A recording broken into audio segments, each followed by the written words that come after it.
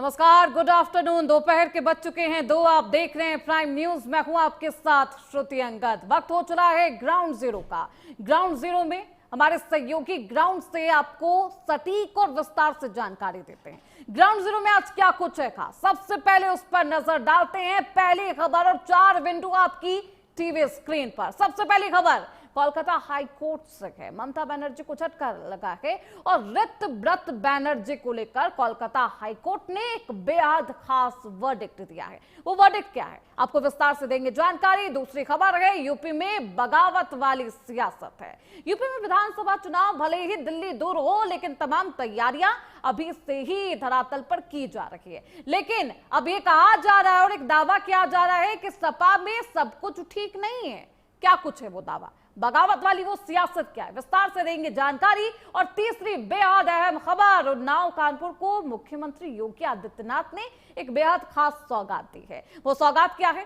और चौथी बेहद अहम खबर है, उद्धव की सेना में टूट कंफर्म है, क्योंकि जब ये महाबैठक बुलाई गई यूबीटी में तो कुछ सांसद वहां से नदारद नजर आए। कारण बताओ, नोटिस तो जारी किया है, लेकिन वजह क्या मानी जाए, इस पर देंगे सटीक और विस्तार से जानकारी। हमारे तमाम सहयोगी ग्राउंड जीरो से उनसे जानकारी लेंगे। लेकिन सबसे पहली खबर की ओर रुख करते हैं। कोलकाता हाई कोर्ट से ममता बनर्जी को झटका लग चुका है। ऋतव्रत बनर्जी ही विधानसभा में विपक्ष के नेता कहलाएंगे। और इसी पूरे मामले पर नतीजे के आने के बाद लगातार सियासत होती रही। और देखिए, पश्चिम बंगाल में नतीजे आए तो एक सवाल भी पनपा और एक कलेश भी टीएमसी में देखने को मिला।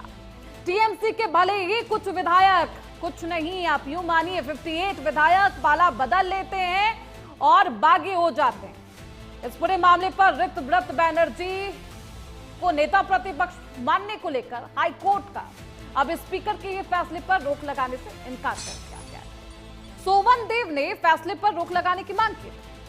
सोवन देव चट्टोपाध्याय की याचिका कोर्ट ने खारिज कर दी और सभी पक्षों को अगली तारीख से पहले हलफनामे का निर्देश दे दिया। अब 28 जुलाई को होगी मामले की अगली सुनवाई। विधानसभा अध्यक्ष के इसी फैसले को चुनौती देते हुए ममता बनर्जी के बेहद करीबी नेता और टीएमसी के विधायक सोवन देव चट्टोपाध्याय ने कोलकाता हाईकोर्ट का दरवाजा खटखटाया। उन्होंने कहा कि ऋतव्रत बनर्जी को विपक्ष का नेता ना माना जाए। वो अवैध तरीके से, बिल्कुल संवैधानिक तरीके से नहीं बने हैं विपक्ष के नेता। अब इसी फैसले को लेकर हाईकोर्ट ने ममता बनर्जी को झटका दे दिया है। जस्टिस कृष्णा राव ने अपने आदेश में साफ कह दिया है कि इस मामले में अंतरिम रोक लगाने के लिए कोई प्रथम दृष्टया मामला सुविधा का संतुलन नहीं बनता है। हमारे साथ हमारे सहयोगी न्यूज रूम से अब्दुल समद इसरार जुड़ चुके हैं। अब्दुल, देखिए, इस पूरे मामले को लेकर सबकी निगाहें टिकी हुई थी। अब कोर्ट ने एक बेहद अहम फैसला ले लिया है, याचिका को खारिज कर दिया गया है। कोर्ट का वर्डिक्ट क्या रहा है इस पूरे मामले पर, अब्दुल? देखिए श्रुति, लगातार ममता बनर्जी को जिस तरीके से एक के बाद एक झटके मिल रहे थे, ये एक और बड़ा झटका ममता बनर्जी के लिए माना जा रहा है, क्योंकि कोलकाता हाईकोर्ट की ओर से ये साफ कर दिया गया है कि ऋतव्रत बनर्जी ही विपक्ष के नेता होंगे, यानी एलओपी होंगे। ममता बनर्जी को इस फैसले के बाद यहाँ पर बड़ा कटाक्ष कह सकते हैं, बड़ा धक्का कह सकते हैं, वो लगा है ममता बनर्जी को। और जिस तरीके से हाईकोर्ट में सुनवाई हुई और सुनवाई के बाद जिस तरीके से ममता बनर्जी की जो करीबी थे सोवन देव चट्टोपाध्याय, उनकी ओर से याचिका डाली गई।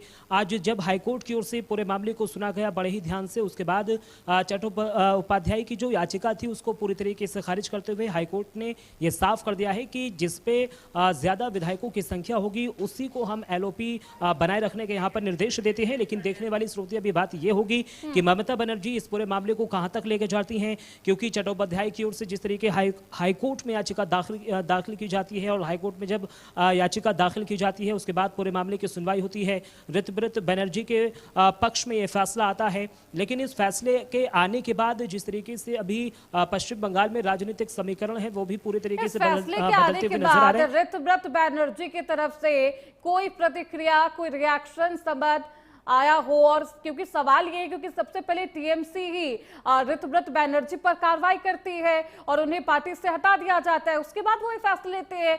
58 ऐसे विधायक जो बागी हो जाते हैं, फिर उनके नेता प्रतिपक्ष चुना जाता है। हालांकि एलओपी को लेकर ही सियासी संग्राम है। अब हाईकोर्ट की तरफ से ये फैसला आया है, क्या रिएक्शन है ऋतव्रत बैनर्जी का? के परिणाम आ रहे थे, परिणाम आने के बाद जब पक्ष ममता बनर्जी के पक्ष में नहीं जाता है, उसके बाद ऋतव्रत बनर्जी यहाँ पर बागी जो विधायक हैं उनको अपने पाले में खींचते हैं। 58 विधायकों का वो दावा करते हैं कि 58 विधायक मेरे पास हैं। हालांकि भी जो ऋतव्रत बनर्जी हैं उनका अभी तक इस पूरे मामले में कोई रिएक्शन सामने नहीं आया है। हालांकि भी जो राजनीतिक प्रतिक्रिया हैं वो लगातार सामने आ रही हैं। बीजेपी की ओर से इस मामले में कहा गया है कि जो हाईकोर्ट का फैसला है वो सर्वमान्य है, यानी हम इसका स्वागत करते हैं। लेकिन अब देखने वाली बात ये होगी कि ऋतव्रत बनर्जी की ओर से जो दावा किया जा रहा है 58 विधायक नेता माने जाते रहे ममता बनर्जी के, लेकिन अभिषेक बनर्जी के एकाधिकार की वजह से वो काफी खफा रहे। कई मोर्चों पर उन्होंने नाराजगी तो जताई है। अब एक बगावत की ये जो लहर है टीएमसी में दिखाई देने लगी, खास तौर पर नतीजे के आने के बाद। अब देखना बेहद दिलचस्प होगा ममता बनर्जी इस पूरे फैसले को किस तरीके से लेती है, सुनवाई को किस तरीके से लेती है और आगे टीएमसी पार्टी क्या